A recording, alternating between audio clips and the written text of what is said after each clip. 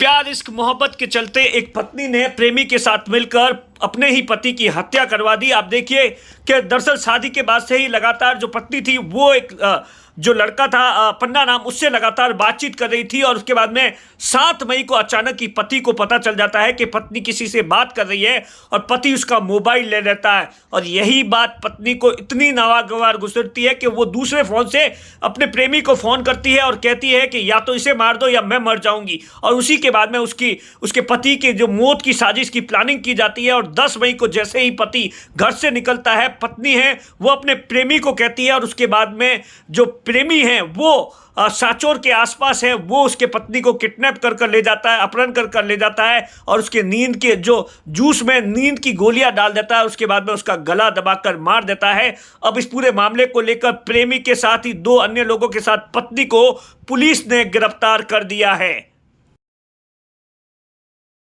बाकासर में लापता युवक के मामले में पुलिस ने बड़ा खुलासा करते हुए इस मामले के अंदर पत्नी समेत 3 आरोपियों को गिरफ्तार कर दिया है। पुलिस ने तीनों आरोपियों को कोर्ट में पेश किया है। युवक की पत्नी को जेल भेज दिया गया है। वहीं पत्नी के प्रेमी और उसके साथी को 3 दिन की पुलिस रिमांड पर लिया गया है।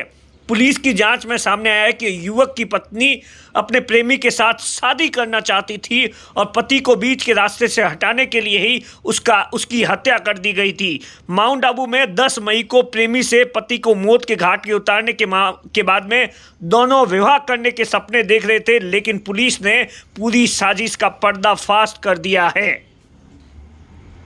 पुलिस की जांच में सामने आया है कि गोकुलाराम की शादी के कुछ साल बाद से ही पत्नी के चरित्र पर शक होने लगा था, लेकिन उसे इस बात की भनक तक नहीं लगी। पत्नी किसी से बातें करती थी और 7 मई को गोकुलाराम ने पत्नी को किसी से बात करते हुए देख लिया और उसके बाद में दोनों के बीच में ज़बरदस्त तरीके से लड़ाई हो गई और उसने अपनी पत्नी से फ़ोन ले लिया और 8 मई को अहमदाबाद जाने की तैयारी कर ली। इसी बीच पत्नी ने अपने प्रेमी को दूसरा जो फ़ोन जो छुपाया हुआ था उससे संपर्क किया और पूरा घटनाक्रम बताया। इसमें पत्नी ने प्रेमी से कहा कि यह मुझे परेशान कर रहा है, या तो मरेगी या वो मरेगा या पति को मार दो। और उसी के बाद में दोनों ने प्लानिंग कर दी।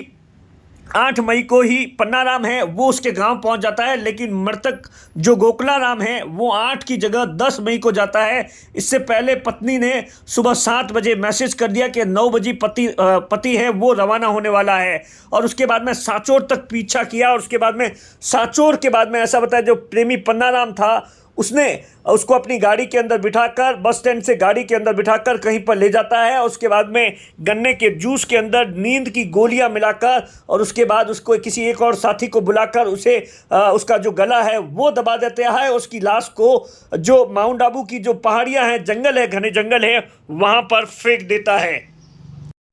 पुलिस ने जब इस पूरे मामले के अंदर जांच शुरू की तो पुलिस को कहीं न कहीं पत्नी पर शक हुआ और उसके बाद में पत्नी का जो मोबाइल नंबर था वो उसकी सीढ़ियाँ निकाली गई तो देखा गया कि पत्नी कहीं तक बातें करती थी किसी लड़के से, लेकिन जिस लड़के से बातें कर रही थी उसका मोबाइल है वो 10 मई के बाद में स्विच ऑफ आ रहा था। और यहीं पर पुलिस की जो शक था वो पूरा का पूरा पत्नी पर हो गया। जब पत्नी से पूछताछ की गई तो उसने बताया कि मैं एक पन्नाराम नाम के लड़के से बातचीत करती हूँ और कहीं से, और हम दोनों एक दूसरे से प्यार करते हैं और हम दोनों शादी करना चाहते थे और इसीलिए हमने इस तरीके से पन्नाराम है उसने गोकुलाराम की हत्या कर दी गई है। उसके बाद में पुलिस ने पन्नाराम को लेकर माउंट आबू की पहाड़ियों में गई और उससे कड़ाई से पूछताछ की गई तो उसके बाद में उसकी बॉडी मिली थी।